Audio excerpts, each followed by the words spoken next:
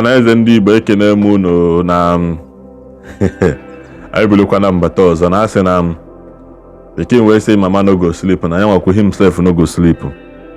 Matthias ehologo ntutu taa na ndị ụka ama nzuli ike nna azụmike adịọkwa n'ebe ọ nọ. Nya nwee ekweghọ anyị nwee ekweghọ ofu okwu ahụ ndọrọ ndọrọ ọchịchị. Biko na asịzi na Matthias na-ana tait na chọọchị ya Matthias na-ana tait na-ana offering. Nna nwekwa ihe mmadụ anya afụfụ n'ụwa nke a. Ịpụta ike obi n'alụ ndị isi niile enyela aka n'alụ ha. If you want to liberate people, you want to enlighten them, you want to open their eyes. You na-eligbuzi ha wele ego ha wee na-emepe steeti. Ndị mmadụ mara ihe o. Matthias is gradually opening an estate, not you want to enrich himself to the detriment of others. Pastor Lua unu ọbụrụ problem. Pastor Lua auditorium ọbụrụ problem. Mana Matthias afọ ndị mmadụ afọ ihe ọjọọ na mpụ na-agha Matthias na-eme. Ọ pụtara na akọlụ tait na offering na donation. O je were na develop estate ya. Ono develop estate na-alụ onwe ha bụ na-alụpụrụ onwe ya estate maka na ọfụ na Igbo Love Themselves Charity Foundation na cast go. Onwezi onye na-ege ya ntị, onwezi onye ọ ya asụ ka okpokwu for help na aka ege ya ntị maka amalụgo ihe ọ na-eme.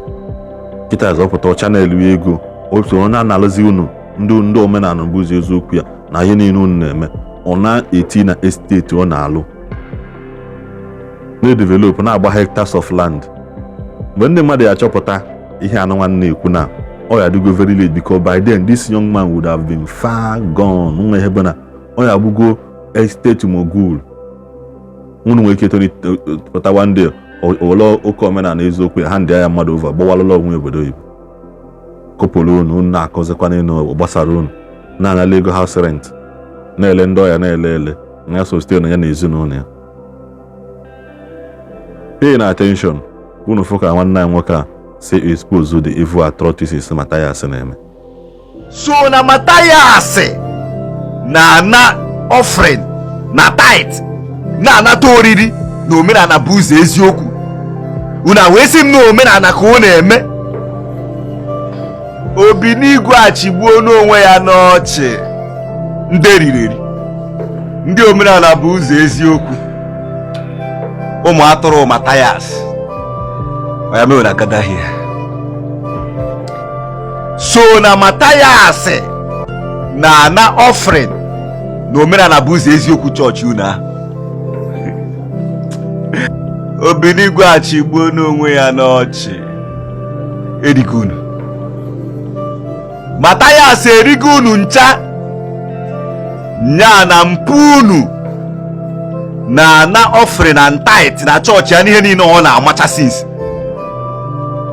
And you guys still have mouth we put on social media na-ekwu okwu. Echekwa m ọsọ ndị ụka na tithe. Echekwe m ọsọ n'ọnụ ụka ka a na-enye onyinye. Anụ m na na-anatakwa oriri na omenala bụ ụzọ eziokwu ebe ahụ na ha na-ewere ọjị nọ na awacha ọjị eti n'efere na-abịa na-ewere ofu na-ata asị ịnụ oriri na ụna ndị Katọlik si enye oriri na anyị nwa ndị Katọlik a na-enye communion, you know. So na Matthias na-eme ihe niile ndị ụka na-eme. Still ọ pụtakwa ọ bịa na-criticize the men of God na ndị ụka. Ọwa ojonjo last time m na-asabe m. Kedu ihe dị iche na ihe Matthias na-eme na ihe ndị ụka na-criticize na-eme? Kedu the difference between what Matthias is doing and what the church are doing? Ọpụta as you know that you know Moses, you know Peter, but you don't know Mazi Okeke. But you don't know Mazi Okeke, your ancestor, your forefathers. When are you Matthias? Maazị Okeke ha na-eme offering and tithe oge nwa ha na-eme ihe omenala. Maazị Okeke ha na-anata oriri oge ha na-eme ihe ndị mbụ na ndị egede. Maazị Okeke ha enwee branch na Port Harcourt oge ha na-eme ihe ndị mbụ na ndị egede. Maazị Okeke ahụ na-eyi sinetọ yiri Italian shoe na-amacha on Facebook. Matthias Jos buru brain box unu ncha niile unu eji wee na-eche ezigbo echiche uri ya wee gbazuo afịa na-eme ka o si sọ ya. Site emecha some of you apụta on social media nwụọ ọnụ iji na-edefend Matthias na ọ na-eme omenala na-asị ka a na-achị azụ na omenala. Ihe a Matthias na-eme omenala. Ihe a Matthias na-eme kịta omenala. Emecha most of you have to say you don't know your history. Go back to your history and see I know how your ancestors did it. You are doing white men tradition. You are doing white men tradition. Or they can any of them n'oge nwa ha na-eme a na-eme all those things. Or they can any of them man nke wee eziokwu mara ka the whole tradition and everything of Ndi Igbo si wee gaa oge nwa. As far as I'm concerned, all of us are dealing with history and maybe few stories from ndị nke emiti. None of you know exactly what happened.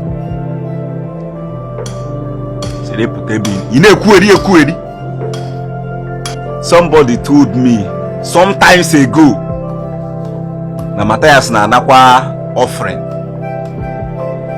Hana anaru iri na Omenala wuzi eziokwu. But I never believe because it's not making any sense to me. The second person I welcome the thing. Yeah, I remember I think a few months ago, I think. That one. But now I can categorically confirm to you guys na Matthias na an offering na that oriri with Oji. See that put on criticize in the church. Nah, church ebugai, Jesus Christ ebugai. Let's go back to our tradition. Obinigwe achi bugo onwe ya na ochi n'isi unu. Ọ na-eme sometimes mfunde de ka waja na adne defend ya. Na say na ọ na-eme ọfụma afọ live video ya. O we video mfụrụ. Ebe waja na say na ọ na-ada enye n'onyinye. Ọ na-ada enye onyinye ka isi ka esi na-akwụ ụgwọ ebe ahụ anọ.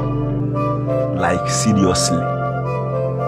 But Matthias na-criticize ndị pastors na men of God na reverend fathers na ha na-ana offering na from the poor uri ya na-eme their thing. But that Matthias na-anazi the offering from the poor ka o ji ya kwụ ụgwọ hall ebe a na-anọ. Obinigwe achịgbugo onwe ya n'ọchị n'isi unu. Deceive unu. Here watch is the caliber of people na attend Omenala Buze Eziokwu nwan. You can see the type of people na attend Omenala Buze Eziokwu na ndụ ha na-akpọ ya. If ụmụ ogbenye na-enwe ka ọ hara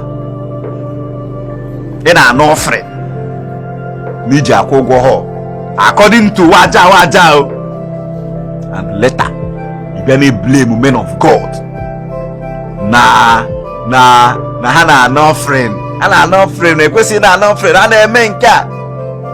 Matthias ribunu. I told some of you that always call me on phone from different countries. I told you guys something.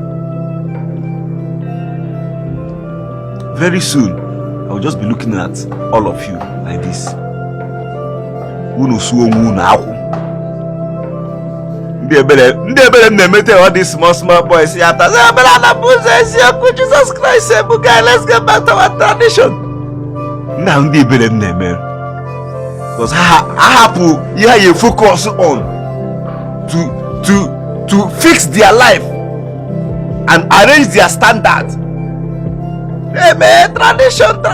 Tradition and they distract her from me focus me ha na-eme. if ha jụ on Facebook na-ekwugheri be outside the country. If outside the country, man, Matthias na-ekwu eziokwu. The idiot icheke profile nwere ka ọ na Dubai. Nka Dubai n'ime village ajụmanụ ka ọ nọ. When I say be outside the country, mara ife a na-ekwu. Ọ dasị ndị nọ na one village n'ime Europe, nwe ndị nke ya nọ one village nọ n'ime Germany, ime Austria, ọhịa juru everywhere. Ha nchaghị ndị nọ abroad. I say, hey, come out first, hey, come on, you know that Matthias is saying the truth. If you believe so much in that your Ọmenala, whatever you guys are calling it, happen obodo ahụ nọ bata na your village. Bido from there. We say to ihe Ọmenala na Omenala ga. These few years, unu kwuru ihe Omenala, just few years everywhere, rasal, automatically. Crime may increase. When you for ekpughari charm, young guys na be ya ma, na be ya for. And ekpughari charm na uzuari. Just few years. You to sand you can bugai. I can ekwa ma onye ọbụla na-asị na ya dịrị Igbo niile mma na ichikwa na-ekwusi ike na-asị ha nọ mpụ na aghụghọ ka mpụ na aghụghọ ha unu. Ajụ ihe na-eme na Igbo ya adịa na too much wee bụrụzie nka nwa na adịkwuzi. I mana a lot of fake pastors and churches has harmed a lot of people. Mana onye ọbụla chọọ ka egwu ya wayo bụ onye ahụ egwu wayo. Maka na from ihe dị na ịbịa ka ekpele gị ekpele asị gị weta egwu na agbagharịwa chọba ego. Onyinye Chukwu mere a na-anata ya free n'efu. Onye ọbụla ya sị gị na weta ego ka nye ndị prayer warrior m, weta ego ka anyị wee mee nke a, asịghọ gị ndị na-abịa na nke gị gbanala ha moto. Gbala ha moto, ego na ebe ego flight unu. Igba ibuku ha flight say okay, or igbala ha moto say okay, bawa na obodo otu a. Ha bịa idosa ha ebe ha ya ala hụ. There is no bad thing, there is no bad deal na that place. Mana nke bụzi na ya akwụrụ ndị ụgwọ accommodation, ihe emechi ihe emecha. I don't know that sị gị na ego ọlụ ha na-akwado ịbịa lụlụ ezinụlọ unu bụ 400,000, 300 or gịnị dị ka a na-eme ha. Ndị mmadụ kala obi na fall to that at the end of the day, si na Jizọs eme gị nka, Jizọs eme gị nka. Ndị mmadụ anaghị like ebe ha na-eje ka agwa ha eziokwu, ha na-like ebe ha na-abịa ana amansachi dị ego ka ha na ime anyị eji nwayọ na-eme ha nka ị na dasha na George na nka na welu nwayọ olu echi ịma mmadụ ụla asị gị mba na ịma olu echi ịma mmadụ ịbụọ nwanne echi ime asị gị oke na chi ya batụ ịma mmadụ ụla ana amansachi dị ego ha anaghị like abịa gwa ha eziokwu ahụ. Emelu na Omenala mụ na gị na-abụ mmana ime ume anụ nwanyị na-eku mmadụ ọ bụghị anyị nwanwe anyị nwere ya. So any day onye nwere ya demand for it, you must go, and ịga ha na you must answer judgment. Iya answer judgment maka nke afta na agọlụ isi na nne na nna gị mụrụ gị kedu ebe isi, kedu ebe nne na nna gị ahụ si, kedu ebe enye mụta ha si. You only give praises to God. Only give praises to God. Every day tete n'ụla ikpe ekpere si Chukwu nna chebe gị. No factory na Igbo. Matthias kpọkọrọ ụmụazụ kwesị itinye na that technology school. Kpọbata ha ọrụ n'ụka ya. Na-emekwa ihe ha the same thing ahụ ụka na-eme, ụlọ asị na ụka na-eme bụkwa the same thing nyenwakwu na-eme. Sikpa ajụ ihe o. Sikpa ọnụ ajụ ihe. Ka ọ dị mgbe ọzọ.